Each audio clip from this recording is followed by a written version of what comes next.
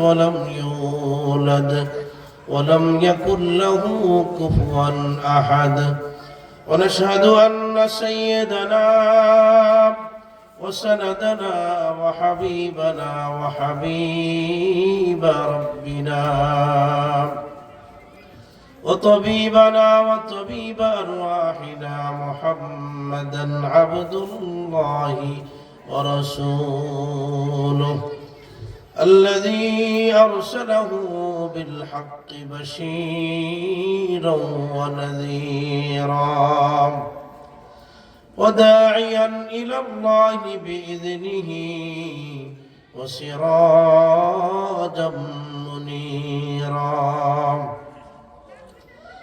أما بعد فقد قال الله تعالى في كلامه المجيد وفرقانه الحميد।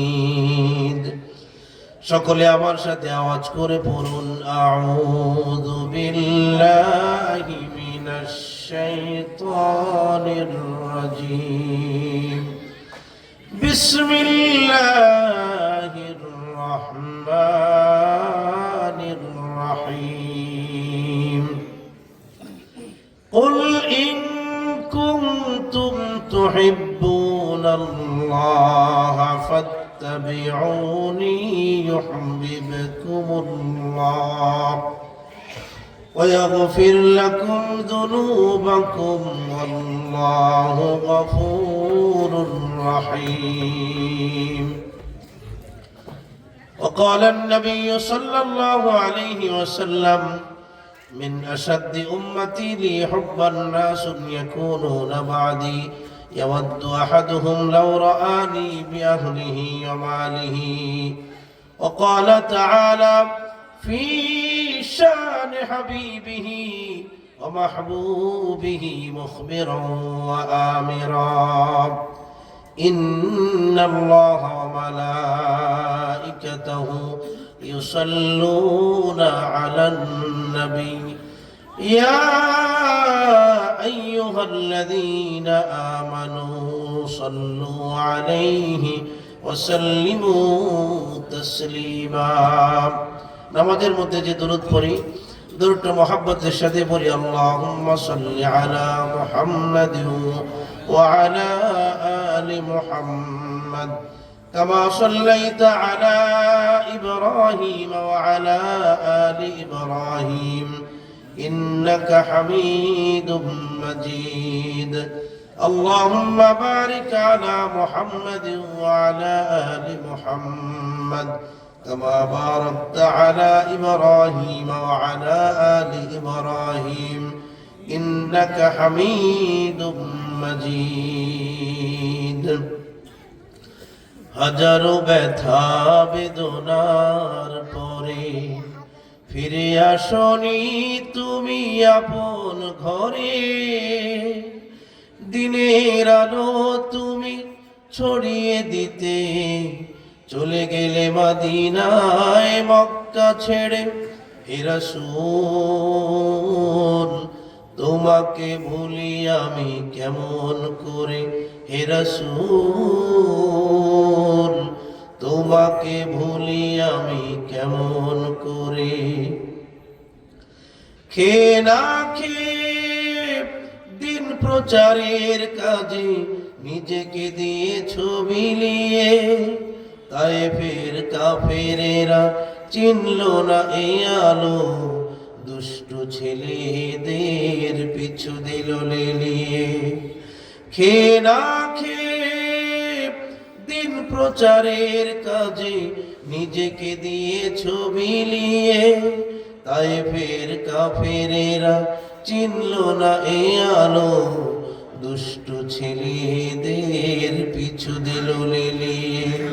পাথরের আঘাতে ক্ষত বিক্ষত হয়ে সারা শরীর থেকে রক্ত ঝরে। হে রাসূল তোমাকে ভুলি আমি কেমন করে। হে রাসূল তোমাকে ভুলি আমি কেমন করে।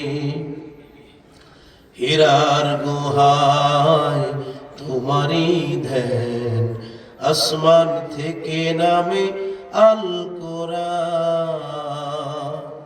হেরার গুহায় তোমারই ধ্যান, আসমান থেকে নামে আল কোরআন।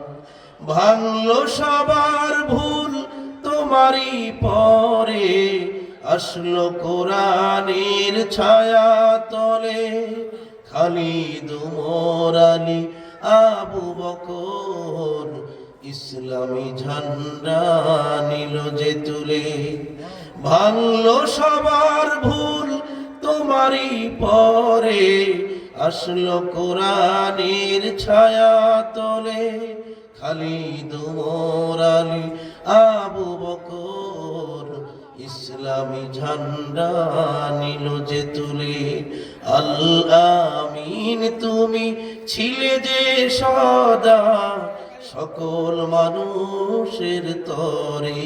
হে রাসূল তোমাকে ভুলি আমি কেমন করে। হে রাসূল তোমাকে ভুলি আমি কেমন করে। হাজারো ব্যথা বেদনার পরে ফিরে আসনি তুমি আপন ঘরে। দিনের আলো তুমি ছড়িয়ে দিতে, চলে গেলে মদিনায় মক্কা ছেড়ে। হে রাসূল তোমাকে ভুলি আমি কেমন করে। হে রাসূল তোমাকে ভুলি আমি কেমন করে।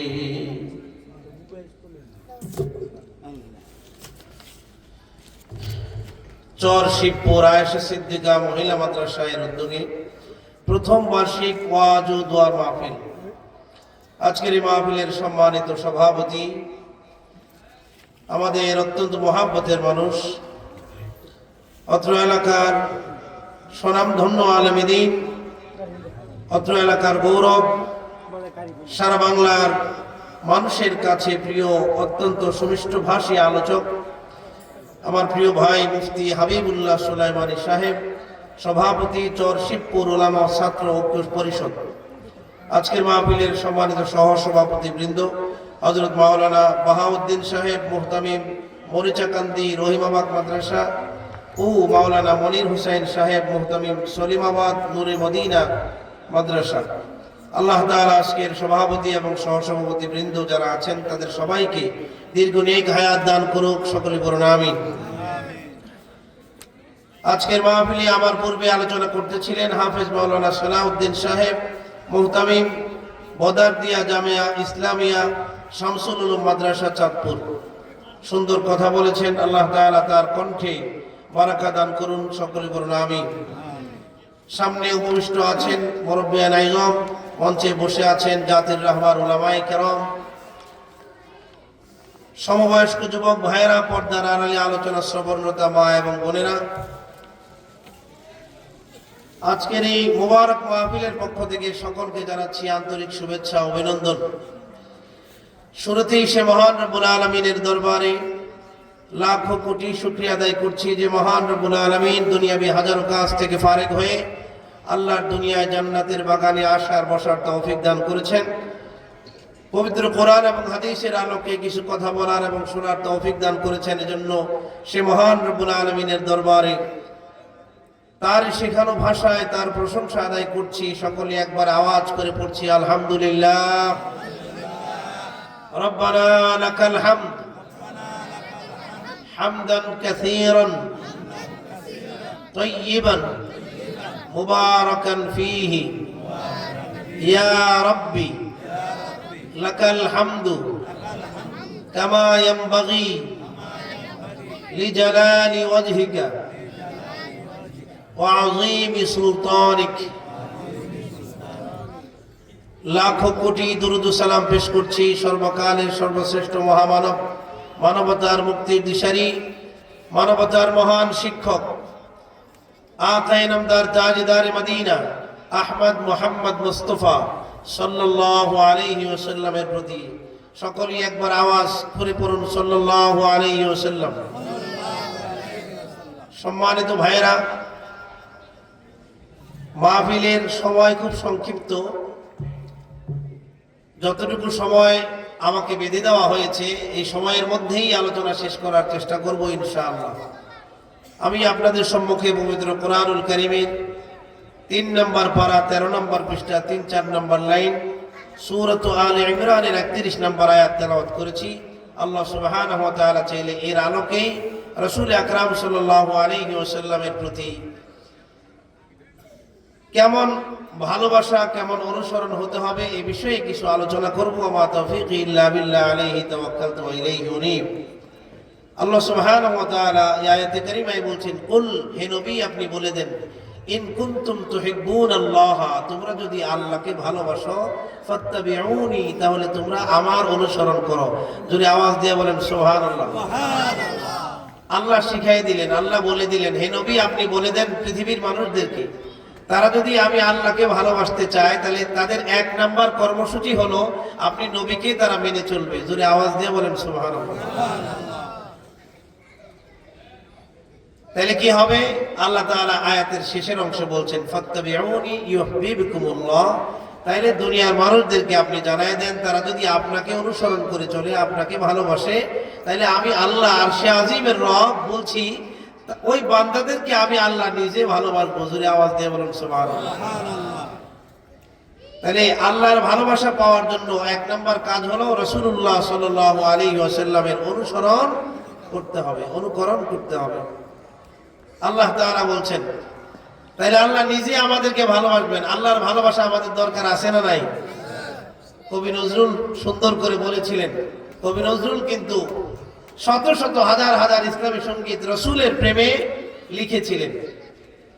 তিনি বলেছিলেন, আল্লাহকে যে পাইতে চায়, হযরতকে ভালোবেসে, আল্লাহকে যে পাইতে চায়, আরশ কুরসি লৌহ কলম না চাইতে পেয়েছে সে। আল্লাহু আকবার। রাসূল নামের রশি ধরে যেতে হবে আল্লাহর ঘরে, নদী তরঙ্গে যে পড়েছে ভাই, দুরিয়াতে সে আপনি মিশে, হযরতকে ভালোবেসে, আল্লাহকে যে পাইতে চায়। আল্লাহু আকবার। তাহলে আল্লাহকে পেতে চাইলে 1 নাম্বার কাকে ভালোবাসতে হবে? রাসূল সাল্লাল্লাহু আলাইহি ওয়াসাল্লামকে। জোরে আওয়াজ দিয়ে বলেন নবী সাল্লাল্লাহু আলাইহি ওয়াসাল্লাম। আমরা কি নবীকে ভালোবাসতে রাজি আছি সবাই? প্রিয় ভাইয়েরা আমার, আল্লাহ তাআলা বলছেন, রাসূল আকরাম সাল্লাল্লাহু আলাইহি ওয়াসাল্লাম বলছেন, নবীকে যদি কেউ ভালোবাসতে পারে, হৃদয় দিয়ে মন প্রাণ উজাড় করে যদি কেউ নবীকে ভালোবাসতে পারে, রাসূলকে অনুসরণ করে জীবন পরিচালনা করতে পারে, তাইলে ইহকাল পরকাল 2 কাল সফল। যদি আওয়াজ দিয়ে বলেন সুবহানাল্লাহ। হযরত আনাস রাদিয়াল্লাহু তাআলা আনহু থেকে বর্ণিত, তিনি বলেন, একজন ব্যক্তি আল্লাহর হাবিব সাল্লাল্লাহু আলাইহি ওয়াসাল্লামের কাছে আসলেন, এসে বললেন, ইয়া রাসূলুল্লাহ, ইয়া হাবিবাল্লাহ, কিয়ামত কবে হবে? মাতাসা, মাতাসা ইয়া রাসূলুল্লাহ, ইয়া রাসূলুল্লাহ, ইয়া হাবিবাল্লাহ, কিয়ামত কবে হবে? আমার বড় জানতে মনে চায়। আল্লাহর হাবিব সাল্লাল্লাহু আলাইহি ওয়াসাল্লাম বললেন, সাহাবী, কিয়ামত কবে হবে এটা জেনে তোমার লাভ কি? ওমাযা আ'দাত লাহা, সাহাবী, কিয়ামত কবে হবে এটা জেনে তুমি কি করবে? তুমি যদি মনে করো আগামী কালকে কিয়ামত হয়ে যাবে, আগামী কালকে কিয়ামতের জন্য তুমি কি প্রস্তুতি গ্রহণ করেছো রে সাহাবী? যদি আগামী কালকে কিয়ামত হয়ে যায়, কিয়ামতের পরে আল্লাহর দরবারে তুমি কি নিয়ে হাজির হবে? ওই সাহাবী জবাব দেন, মা আ'দাতু লাহা ইয়া রাসূলুল্লাহ, ইয়া হাবিবাল্লাহ, মিন কাসীর সালাতিন ওয়ালা সাওমিন ওয়ালা সাদাকাতিন, ইয়া রাসূলুল্লাহ, ইয়া হাবিবাল্লাহ, তেমন বেশি নামাজ পড়তে পারি নাই, তেমন বেশি রোজা রাখতে পারি নাই, তেমন বেশি ইবাদত বন্দেগী করতে পারি নাই, তবে গো রাসূল, জীবনে একটা কাজ করেছি, আমি আমার জীবনের চাইতে আল্লাহ এবং তার রাসূলকে বেশি ভালোবেসেছি। জোরে আওয়াজ দিয়ে বলুন সুবহানাল্লাহ। আল্লাহর হাবিব সাল্লাল্লাহু আলাইহি ওয়াসাল্লাম সাহাবীর এই কথা শুনে সাহাবীকে বলছে, ওগো আমার সাহাবী, এটা যদি তোমার মনের কথা হয় তাহলে আমি আল্লাহর নবী তোমাকে সার্টিফিকেট দেই, আল মারউ মা মান আহাব্বা, তুমি যাকে ভালোবেসেছো তোমার হাসর নাসর হবে তার সাথে। জোরে বলুন সুবহানাল্লাহ। আমার প্রিয় ভাইয়েরা, মিশকাত শরীফের 1 নম্বর খণ্ড 136 নম্বর পৃষ্ঠার হাদিস, আল্লাহ রাসূল সাল্লাল্লাহু আলাইহি ওয়াসাল্লাম বলেন, মান আহাব্বা সুন্নতি ফাকাদ আহাব্বানি ওয়া মান আহাব্বানি কানা মাই ফিল জান্নাহ। আল্লাহর হাবিব বলেন, কেউ যদি আমার সুন্নতকে ভালোবাসে, কেউ যদি আমার জীবন আদর্শকে ভালোবাসে, সেজন্য আমাকে ভালোবাসলো। আর কোন বান্দা যদি আমি নবীকে, আমার সুন্নতের অনুসরণ করে আমি নবীকে ভালোবাসতে পারে, কাল কিয়ামতের কঠিন মুসিবতের দিনে হিসাব নিকাশের পরে আমি নবীর সাথে সে জান্নাতি হবে। জোরে আওয়াজ দিয়ে বলুন সুবহানাল্লাহ। রাসূল সাল্লাল্লাহু আলাইহি ওয়াসাল্লাম বলছেন, রাসূলকে অনুসরণ করে জীবন পরিচালনা করতে পারলে আমাদের জন্য রাসূলের সাথে জান্নাত আছে। আমরা খুশি না বেজার? আমার প্রিয় ভাইয়েরা, এজন্য আল্লাহ তাআলা কোরআনে কারীমের 21 নম্বর পারা 19 নম্বর পৃষ্ঠা 12-13 নম্বর লাইন সূরাতুল আহজাবের 19 নম্বর আয়াতে ঘোষণা করেন, লাকাদ কানা লাকুম ফি রাসূলিল্লাহি উসওয়াতুন হাসানাহ। আল্লাহ তাআলা বলেন, তোমাদের জন্য তোমাদের রাসূলের জীবনে কেবলমাত্র শুধুমাত্র তোমাদের রাসূলের জীবনে তোমাদের জন্য রয়েছে উত্তম আদর্শ। জোরে আওয়াজ দিয়ে বলুন সুবহানাল্লাহ। আদর্শ খোঁজার জন্য, জীবন চালানোর জন্য, জীবনের শুরু থেকে শেষ পর্যন্ত টপ টু বটম আদর্শ খোঁজার জন্য কোন নেতার কাছে আমাদের যেতে হবে। আমরা অনেক সময় ভুল করে বলি অমুক নেতার চরিত্র ফুলের চেয়ে পবিত্র, এরকম স্লোগান আমাদের সমাজে আছে না নাই? অথচ এই চরিত্রের স্লোগান যদি দিতে হয় তাইলে স্লোগান দিতে হবে আমার নবী, হ্যাঁ আমার নেতা, তোমার নেতা, বিশ্ব নেতা মুস্তাফা, বিশ্ব নবী মুস্তাফা। এই স্লোগান আমরা দিতে পারি, কারণ যার চরিত্রের হেফাজত আল্লাহ নিজে করেছেন, যার জীবনে শুরু থেকে শেষ পর্যন্ত একটা পাপের সুযোগ কোনোদিন ছিল না। যদি আওয়াজ দিয়ে বলুন সুবহানাল্লাহ। আল্লাহ তাআলা বলেন, ওয়া ইন্নাকা লাআলা খুলুকিন আযীম। আল্লাহ তাআলা বলেন, আমি আমার হাবিবের চরিত্রকে এত সমুন্নত করেছি, যার চরিত্রের ব্যাপারে আল্লাহ তাআলা নিজে সার্টিফিকেট দিলেন, আপনার চরিত্র হলো সুবহান চরিত্র। পৃথিবীর কোন মানুষ আদম আলাইহিস সালাম থেকে শুরু করে কিয়ামত পর্যন্ত যত মানুষ পৃথিবীতে আসবে, আপনার চরিত্রের মতো এরকম সেরা চরিত্র দিয়ে আমি কোন মানুষ সৃষ্টি করি নাই। সুবহানাল্লাহ। আমরা সেই নবীর উম্মত, আমরা খুশি না বেজার? আমার প্রিয় ভাইয়েরা, আল্লাহ তাআলা পবিত্র কোরআনুল কারীমের 21 নম্বর পারা 17 নম্বর পৃষ্ঠা 12 থেকে 15 নম্বর লাইন সূরাতুল আহজাবের 6 নম্বর আয়াতে জন্য মুমিনদের জন্য কর্মসূচি ঘোষণা করেছেন। মুমিনরা তাদের নবীকে যদি ভালোবাসতে চায়, নবীর অনুসরণ করে যদি জীবন পরিচালনা করতে চায়, তাইলে মুমিনদের করণীয় কি হবে? আল্লাহ তাআলা বলেন, মুমিনরা আল্লাহর নবীকে কেমন ভালোবাসবে এটা আল্লাহ তাআলা কোরআনে বলে দিয়েছেন। আল্লাহ বলেন, আন-নাবিয়্যু আওলা বিল মুমিনিনা মিন আনফুসিহিম। আল্লাহ তাআলা বলেন, মুমিনরা তাদের জীবনে তাদের পিতামাতা, তাদের আত্মীয় স্বজন, তাদের সন্তানাদি, ধন সম্পদ, এমনকি নিজের জীবনের চাইতে আমার নবীকে তারা বেশি ভালোবাসবে। সুবহানাল্লাহ। নিজের জীবনের চাইতেও আল্লাহর নবীকে বেশি ভালো। শুধু তাই নয়, পবিত্র কোরআনুল কারীমের 10 নম্বর পারা 9 নম্বর পৃষ্ঠা 5 থেকে 10 নম্বর লাইন সূরাতুত তাওবা 24 নম্বর আয়াতে আল্লাহ তাআলা ঘোষণা করেন, কুল ইন কানা আবাউকুম ওয়া আবনাউকুম ওয়া ইখওয়ানুকুম ওয়া আজওয়াজুকুম ওয়া আশীরাতুকুম ওয়া আমওয়ালুন ইকতারাফতুমুহা ওয়া তিজারাতুন তাখশাউনা কাসাদাহা ومساكن ترضونها أحب إليكم من الله ورسوله وجهاد في سبيله ফাতারাব্বাসু হাত্তা ইয়াতিয়াল্লাহু বিআমরি। আমার প্রিয় ভাইয়েরা, আল্লাহ তাআলা বলছেন, হে নবী আপনি বলে দেন, পৃথিবীর মানুষদেরকে বলে দেন, কিয়ামত পর্যন্ত আপনার যত উম্মত পৃথিবীতে আসবে তাদের মধ্যে আপনি ঘোষণা করে দেন, তোমরা যদি তোমাদের পিতামাতা, তোমাদের আত্মীয়, কুল ইন কানা আবাউকুম ওয়া আবনাউকুম তোমাদের সন্তানাদি, ওয়া ইখওয়ানুকুম তোমাদের ভাই বোন, ওয়া আজওয়াজুকুম তোমাদের স্ত্রী, ওয়া আশীরাতুকুম তোমাদের গোত্রের লোকজন, ওয়া তিজারাতু ওয়া আমওয়ালুকুম আল্লাহ তাআলা বলেন তোমাদের ধন সম্পদ, ওয়া তিজারাতুন তাখশাউনা কাসাদাহা যে ব্যবসা বাণিজ্য অনেক কষ্ট করে লক্ষ লক্ষ কোটি টাকার ব্যবসা বাণিজ্য সাজাইছো, সেই ব্যবসা বাণিজ্য, ওয়া তিজারাতুন তাখশাউনা কাসাদাহা ওয়া মাসাকিনু তারদাউনাহা আল্লাহ তাআলা বলেন লক্ষ কোটি টাকা খরচ করে ইঞ্জিনিয়ার দিয়া সুন্দর করে ডিজাইন কইরা মনের মতো সাজায়া যে বাড়ি করছো, এই বাড়ি প্রিয় ভাইয়ের আমার 8টা সম্পদের কথা আল্লাহ তাআলা বলছেন। কয়টা? জোরে আওয়াজ দিয়ে বলেন কয়টা? 8টা সম্পদের কথা আল্লাহ তাআলা বলছেন। কুল ইন কানা আবাউকুম তোমাদের পিতামাতা, ওয়া আবনাউকুম সন্তানাদি, ওয়া ইখওয়ানুকুম তোমাদের ভাই বোন, ওয়া আজওয়াজুকুম তোমাদের স্ত্রী, ওয়া আশীরাতুকুম তোমাদের গোত্রের লোকজন, তোমাদের আত্মীয় স্বজন, ওয়া আমওয়ালুন ইকতারাফতুমুহা যে সম্পদ তোমরা কামাই করেছো, ওয়া তিজারাতুন তাখশাউনা কাসাদাহা যে ব্যবসা বাণিজ্য তোমরা লস হওয়ার আশঙ্কা করো, ওয়া মাসাকিনু তারদাউনাহা যে সুন্দর বাড়িঘর তোমরা পছন্দ করে বানাইছো। এই 8টা বিষয় আল্লাহ তাআলা বর্ণনা করার পরে আল্লাহ রাসূল সাল্লাল্লাহু আলাইহি ওয়াসাল্লামের কাছে বলছেন, আপনি আপনার উম্মতদেরকে বলে দেন, কিয়ামত পর্যন্ত পৃথিবীতে আপনার যত উম্মত আসবে তাদেরকে বলে দেন তাদের কি করণীয় হবে।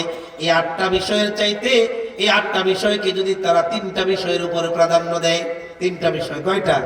আহাব্বা ইলাইকুম মিনাল্লাহি ওয়া রাসূলিহি ওয়া জিহাদিন ফি সাবিলিহি তারা যদি আল্লাহ এবং তার রাসূল এবং তার পথে জিহাদ করার চাইতে এই 8টা বিষয়কে যদি তারা প্রাধান্য দেয়, আপনি তাদেরকে বলে দেন আল্লাহ তাআলা তোমাদের উপরে আসমানি গজব নাজিল করবেন। জোরে বলুন নাউজুবিল্লাহ। তাহলে পৃথিবী সাজানোর জন্য এই 8টা বিষয় মানুষের আছে না নাই? পিতামাতা, সন্তানাদি, ভাই বোন, আত্মীয় স্বজন, জ্ঞাতি গোষ্ঠী, টাকা পয়সা, ধন সম্পদ, ব্যবসা বাণিজ্য, এগুলো দিয়েই তো মানুষের জীবন, ঠিক কিনা? অথচ আল্লাহ তাআলা বলছেন এই সব কিছু যদি আল্লাহ এবং তার রাসূল এবং তার পথে জিহাদ করার চাইতে তোমাদের কাছে প্রিয় হয়, তাইলে আল্লাহ তাআলা বলছেন তোমরা অপেক্ষা করো হাত্তা ইয়াতিয়াল্লাহু বিআমরিহি আল্লাহ তাআলার পক্ষ থেকে তোমাদের উপর আযাব আসবে। জোরে আওয়াজ দিয়ে বলেন নাউজুবিল্লাহ। প্রিয় ভাইরা আমার, এই আয়াতটা কখন নাজিল হয়েছিল? এই আয়াতটা নাজিল হয়েছিল রাসূলুল্লাহ সাল্লাল্লাহু আলাইহি ওয়াসাল্লাম মক্কা থেকে যখন হিজরত করে মদিনায় যান। রাসূল সাল্লাল্লাহু আলাইহি ওয়াসাল্লাম দীর্ঘ 10টা বছর 13টা বছর তিনি মক্কায় ছিলেন। 40 বছর বয়সে নবুয়ত প্রাপ্ত হওয়ার পরে 13 বছর মক্কায় দাওয়াত দিয়েছেন। কাফেররা এমন কোনো কষ্ট নাই যেই কষ্ট আল্লাহর নবীকে দেয়নি। রাসূল সাল্লাল্লাহু আলাইহি ওয়াসাল্লাম মক্কায় 10 বছর দাওয়াত দেওয়ার পরে কোনোভাবেই যখন মক্কায় আর থাকতে পারছিলেন না, ওরা অনেক লম্বা ইতিহাস। প্রিয় ভাইয়েরা আমার, রাসূল সাল্লাল্লাহু আলাইহি ওয়াসাল্লামকে 3টা বছর শিয়াবে আবু তালিব জেলখানায় তারা বন্দী করে রেখেছে। রাসূল সাল্লাল্লাহু আলাইহি ওয়াসাল্লাম কষ্ট করেছেন, পরিশ্রম করেছেন, এই মক্কায় বহুবার চেষ্টা করেছেন থাকার জন্য, কিন্তু শেষ পর্যন্ত তিনি থাকতে পারেন নাই। প্রিয় ভাইয়েরা আমার, রাসূল সাল্লাল্লাহু আলাইহি ওয়াসাল্লাম আল্লাহ তাআলার আদেশে মক্কা থেকে হিজরত করে যেদিন মদিনায় চলে যান, যারা হাজী সাহেবরা মক্কায় গিয়েছেন, মক্কা মদিনায় গিয়েছেন, মদিনায় মক্কায় যদি কেউ 1 সপ্তাহ থাকে, 1 সপ্তাহ যদি মক্কায় কেউ থাকে, মক্কার পরিবেশে যদি 1 সপ্তাহ কেউ ওখানে বসবাস করে, মক্কা থেকে মদিনায় যাওয়ার সময় অটোমেটিক আপনার চোখ দিয়ে পানি পড়বে। প্রিয় ভাইয়েরা আমার, আল্লাহ তাআলা তৌফিক দিয়েছেন যাওয়ার। নিজে পরীক্ষিত দেখেছি যে মক্কা থেকে যখন মদিনায় যাচ্ছিলাম, যাওয়ার সময় এই প্রাণের কাবাকে ছেড়ে যেতে বড় কষ্ট হচ্ছিল, চোখের কোণে পানি চলে আসছিল। মক্কার রাস্তাঘাট দিয়ে যখন হোটেল থেকে বের হতাম, আবার যখন মনে হতো যে আজকেই তো মক্কার শেষ দিন, তখন আর নিজেকে ধরে রাখতে পারি নাই। প্রিয় ভাইয়েরা আমার মক্কার সময়টা ছিল মাত্র 7 দিনের, কিন্তু আল্লাহ নবী সাল্লাল্লাহু আলাইহি ওয়াসাল্লাম মক্কায় জন্মগ্রহণ করেছেন। এই মক্কায় তার শৈশব কৈশোর কেটেছে, যৌবন কেটেছে। এই মক্কায় তিনি এই সমাজকে বিনির্মাণ করার জন্য 17 বছর বয়সে হিলফুল ফুজুল সংগঠন তৈরি করেছিলেন। এই সমাজের জন্য কি এমন পরিশ্রম, যে এই কি এমন কষ্ট আল্লাহর নবী করেন নাই। প্রিয় ভাইয়েরা আমার, এই সমাজ বিনির্মাণের জন্য আল আমিন আস-সাদিক উপাধি তাকে দেওয়া হয়েছে শুধুমাত্র এই কোরআনের দাওয়াত দেওয়ার কারণে। 13টা বছর কাফের মুশরিকরা তাকে আঘাত করেছে। শেষ পর্যন্ত আল্লাহর আদেশে মক্কার কাবাঘরকে ছেড়ে, মাতৃভূমিকে ছেড়ে আল্লাহ নবী সাল্লাল্লাহু আলাইহি ওয়াসাল্লাম মক্কা থেকে যখন মদিনার দিকে রওনা দিলেন, মক্কার পাহাড়ে হাজুনে দাঁড়ায়া আল্লাহর নবী সাল্লাল্লাহু আলাইহি ওয়াসাল্লাম আল্লাহর কাছে বলতেছিলেন। তিরমিজি শরীফের 3925 নম্বর হাদিস, আল্লাহ নবী সাল্লাল্লাহু আলাইহি ওয়াসাল্লাম বলেন, আল্লাহি ইন্নাকি লা খায়রু আরদিল্লাহি ওয়া হাব্বু আরদিল্লাহি ইলাল্লাহ। মক্কার হাজুনে দাঁড়িয়ে আখির নবী, বিশ্ব নবী মুহাম্মদুর রাসূলুল্লাহ সাল্লাল্লাহু আলাইহি ওয়াসাল্লাম কাবাঘরকে লক্ষ্য করে তিনি বলছিলেন, আল্লাহি ইন্নাকি লা খায়রু আরদিল্লাহি ওয়া হাব্বু আরদিল্লাহি ইলাল্লাহ। ও মক্কার জমিন, ও কাবা, আমি জানি এই পৃথিবীতে তোমার চাইতে শ্রেষ্ঠ জমিন আর একটাও নাই। ওরে কাবা, প্রাণ ভরে ইচ্ছা ছিল তোমার খেদমত করার। ও কাবা, প্রাণ ভরে তোমার খেদমত করে জীবনটা কাটায় দেওয়ার বড় ইচ্ছা ছিল রে কাবা। কিন্তু আমি নবীকে এই কাবার জালেমরা, মুশরিকরা এই কাবার মধ্যে আমাকে থাকতে দিল না। ওয়ালাউলা আন্নী উখরিজতু মিনকি মা খরাজতু, আমি কোনদিন এই মক্কা ছেড়ে বের হয়ে যেতাম না যদি না কাফের মুশরিকরা আমাকে আঘাত করে এখান থেকে বের করে না দিত। আমার প্রিয় ভাইয়েরা, রাসূল সাল্লাল্লাহু আলাইহি ওয়াসাল্লাম কাবা ঘরকে যখন ছেড়ে যাচ্ছিলেন, চোখের পানি দিয়ে গালগুলো বেজে যাচ্ছিল। আর আল্লাহর হাবিব সাল্লাল্লাহু আলাইহি ওয়াসাল্লাম, ছোট্ট বাচ্চা, মা ইন্তেকাল করলে, এতিম হয়ে গেলে বাচ্চা যেমন করে কাঁদে, আল্লাহর হাবিব সাল্লাল্লাহু আলাইহি ওয়াসাল্লাম মক্কা থেকে মদিনায় যাওয়ার সময় তার অবস্থাটা এমন হয়েছিল, হু হু করে তিনি কাঁদছিলেন। আল্লাহ তাআলা তাকে সান্ত্বনা দেওয়ার জন্য বলছিলেন, ওয়াকাইয়্যিম মিন ক্বরিয়াতিন হিয়া আশাদ্দু কুওয়াতাম মিন ক্বরিয়াতিকাল্লাতী আখরাজাতকা হালাকনাহুম ফালা নাসিরা লাহুম। হাবিব আমার, বন্ধু আমার, আপনি কষ্ট নেবেন না, আপনি পেরেশান হবেন না। আপনার চাইতে, আপনাকে যারা আজকে আঘাত করে মক্কা থেকে বের করে দিয়েছে, এর চাইতে অনেক বড় বড় জালিম গোষ্ঠীকে আমি দুনিয়ার থেকে নিঃশেষ করে দিয়েছি। আমি যখন তাদের উপরে আযাব দিয়েছিলাম, তাদেরকে সাহায্যকারী কেউ ছিল না। আদ, সামুদ, কওমে নূহ, কওমে ফিরাউন, কওমে আসহাবুল আইকা, এদেরকে যখন আমি ধ্বংস করেছিলাম, এদেরকে সাহায্য করার মতো কেউ ছিল না। হাবিব, আপনি পেরেশান হবেন না, আপনি কষ্ট নেবেন না, আমি আপনাকে সান্ত্বনা দিচ্ছি, আপনি চলে যান মদিনায়, আমি আপনাকে ওখানে শাহানশার মতো, বাদশাহী জীবন দান করবো। যদি আওয়াজ দিয়ে বলুন সুবহানাল্লাহ। আমার প্রিয় ভাইয়েরা, রাসূল সাল্লাল্লাহু আলাইহি ওয়াসাল্লাম যখন মক্কা থেকে মদিনায় হিজরত করছিলেন, রাসূলের সাথে সাহাবায়ে কেরামদের চরিত্র কেমন ছিল? তারা তাদের বিশাল বিশাল খেজুরের বাগান মক্কায় ফেলে রেখে, তারা তাদের ভাই, আপন মায়ের পেটের ভাইদেরকে ফেলে রেখে, বোনদেরকে ফেলে রেখে, আত্মীয় স্বজন, পিতামাতা, আত্মীয় জ্ঞাতি গোষ্ঠী যা ছিল, টাকা পয়সা, ব্যবসা বাণিজ্য যা কিছু ছিল, সব কিছু ছেড়ে রাসূলের সাথে যারা হিজরত করেছিল। আর কিছু কিছু সাহাবী ছিল যারা এই ধন সম্পদের মায়া ত্যাগ করতে পারেন নাই, বাবা মা, সন্তানাদি, আত্মীয় স্বজনকে রেখে রাসূলের সাথে হিজরত করার সিদ্ধান্ত নিতে পারেন নাই। তখন আল্লাহ তাআলা এই আয়াত নাযিল করে দিয়েছিলেন, ওই যে সূরা তাওবার 24 নম্বর আয়াত। 8টা বিষয়কে যদি 3টা বিষয়ের উপর প্রাধান্য দিতে না পারো, তাহলে তোমরা ঈমানদার হতে পারবে না। এই কথাটা আল্লাহ তাআলা তখন এই আয়াত নাযিল করেছিলেন। জোরে আওয়াজ দিয়ে বলুন সুবহানাল্লাহ। সাহাবায়ে কেরামদেরকে আল্লাহ তাআলা সাবধান করে বলছেন যে তোমরা যদি আমার নবীকে তোমার জীবনের চাইতে বেশি ভালো না বাসতে পারো, তোমাদের কাছে যদি তোমাদের খেজুর বাগানের মূল্য বেশি হয়, তোমাদের ব্যবসা বাণিজ্যের মূল্য বেশি হয়, টাকা পয়সা, ধন দৌলত, এগুলো যদি তোমাদের কাছে বেশি প্রিয় হয়, তাহলে তোমরা পরিপূর্ণ ঈমানদার হতে পারবে। এবার আসেন আল্লাহর নবী সাল্লাল্লাহু আলাইহি ওয়াসাল্লাম কি বলছেন। বুখারী শরীফের 14 এবং 15 নম্বর হাদিস, আল্লাহর হাবিব সাল্লাল্লাহু আলাইহি ওয়াসাল্লাম বলেন, লা ইউমিনু আহাদুকুম হাত্তা আকুনা হাব্বা ইলাইহি মিন ওয়ালিদিহি ওয়া ওয়ালাদিহি ওয়ান নাসি আজমাইন। আল্লাহর হাবিব সাল্লাল্লাহু আলাইহি ওয়াসাল্লাম বলেন, তোমাদের মধ্যে কেউ পরিপূর্ণ ঈমানদার হতে পারবে না, অতক্ষণ পর্যন্ত কেউ পরিপূর্ণ ঈমানদার হতে পারবে না যতক্ষণ না সে তার পিতামাতা, সন্তানাদি, এমনকি নিজের জীবনের চাইতে আল্লাহর নবীকে বেশি ভালোবাসবে। সুবহানাল্লাহ। নিজের জীবনের চাইতেও আল্লাহর নবীকে বেশি ভালোবাসতে হবে। প্রিয় ভাইয়েরা আমার, হযরত উমর ফারুক রাদিয়াল্লাহু তাআলা আনহুর নাম তো আপনারা সবাই শুনছেন, ঠিক কিনা বলেন? উমর ফারুক রাদিয়াল্লাহু তাআলা আনহু, বুখারী শরীফের 6632 নম্বর হাদিস, আল্লাহ নবী সাল্লাল্লাহু আলাইহি ওয়াসাল্লামের একজন সাহাবী আব্দুল্লাহ ইবনে হিশাম রাদিয়াল্লাহু তাআলা থেকে হাদিস বর্ণিত, তিনি বলছেন যে আমরা রাসূলের সাথে ছিলাম। عن عبد الله بن هشام قال كنا مع النبي صلى الله عليه وسلم وهو آخذ بيد عمر بن الخطاب। উমর রাদিয়াল্লাহু তাআলা আনহুর হাত ধরা অবস্থায় আল্লাহর নবী সাল্লাল্লাহু আলাইহি ওয়াসাল্লাম ছিলেন। এমন সময় উমর ফারুক রাদিয়াল্লাহু তাআলা আনহু আল্লাহর নবীকে বলছেন, ইয়া রাসূলুল্লাহ, লা আল্লাহি লা তাহাব্বু ইলাইয়া মিন কুল্লি শাইইন ইল্লা মিন নাফসি। উমর রাদিয়াল্লাহু তাআলা আনহু প্রচন্ড সাহসী মানুষ ছিলেন, তিনি যা বলতেন সব সরাসরি বলে ফেলতেন। আল্লাহর নবী সাল্লাল্লাহু আলাইহি ওয়াসাল্লামকে বলছেন, ইয়া রাসূলুল্লাহ, আমি আমার সব কিছুর চাইতে আপনাকে বেশি ভালোবাসি। আমার পিতামাতা, আমার সন্তানাদি, আমার টাকা পয়সা, ধন দৌলত, ব্যবসা বাণিজ্য যা আছে সব কিছুর চাইতে আপনাকে বেশি ভালোবাসি, কিন্তু গো নবী, আমি আমার জীবনের চাইতে আপনাকে বেশি ভালোবাসি না। ইয়া রাসূলুল্লাহ, ইয়া হাবিবাল্লাহ, আমি আমার জীবনের সব কিছুর চাইতে আপনাকে বেশি ভালোবাসি, কিন্তু গো নবী, আমি আমার জীবনের চাইতে আপনাকে বেশি ভালোবাসি না। উমর রাদিয়াল্লাহু তাআলা বলছেন যে উমরের ব্যাপারে আল্লাহ নবী সাল্লাল্লাহু আলাইহি ওয়াসাল্লাম বলছেন, লাউ কানা বাদি নবিয়ান লাকানা উমর, আমার পরে পৃথিবীতে আর কেউ নবী হবে না। আনা খাতামুন নবিয়্যিন লা নবিয়্যা বাদি, আমি শেষ নবী, আমার পরে পৃথিবীতে আর কোনো নবী আসবে না। আমার পরে কেউ যদি নবী হতো, সে হতো কে? উমর। জোরে আওয়াজ দিয়ে বলেন সুবহানাল্লাহ।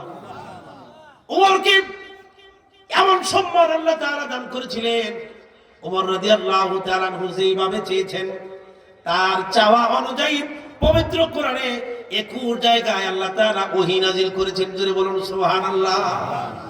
তিনি যেইভাবে চেয়েছেন আল্লাহ তাআলা তার চাওয়া অনুযায়ী কোরআনে কারীমের আয়াত নাযিল করেছেন। মেজাজে ওহী বলা হতো উমরকে। জোরে আওয়াজ দিয়ে বলুন সুবহানাল্লাহ।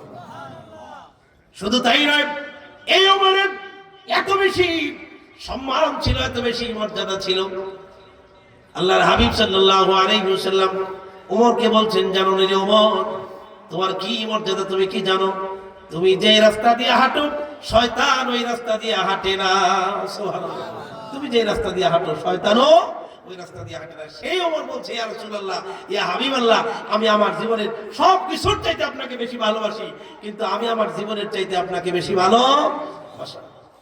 আল্লাহর হাবিব সাল্লাল্লাহু আলাইহি ওয়াসাল্লাম বলেন, লা আল্লাযী নাফসি বিয়াদি আতাকুনা হাব্বা ইলাইকা মিন নাফসিকা। ওমর, তুমি ভুল করেছো, তুমি ভুল করেছো ওমর।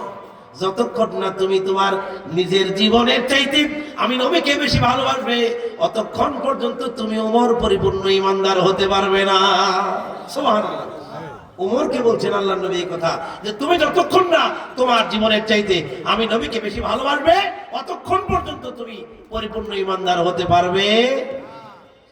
উমর রাদিয়াল্লাহু তাআলা কিছুক্ষণ ভেবে চিন্তে এবার তিনি বলছেন, ফাইন্নাহু আল-আন ইয়া রাসূলুল্লাহ লা তাহাব্বু ইলাইয়া মিন নাফসি।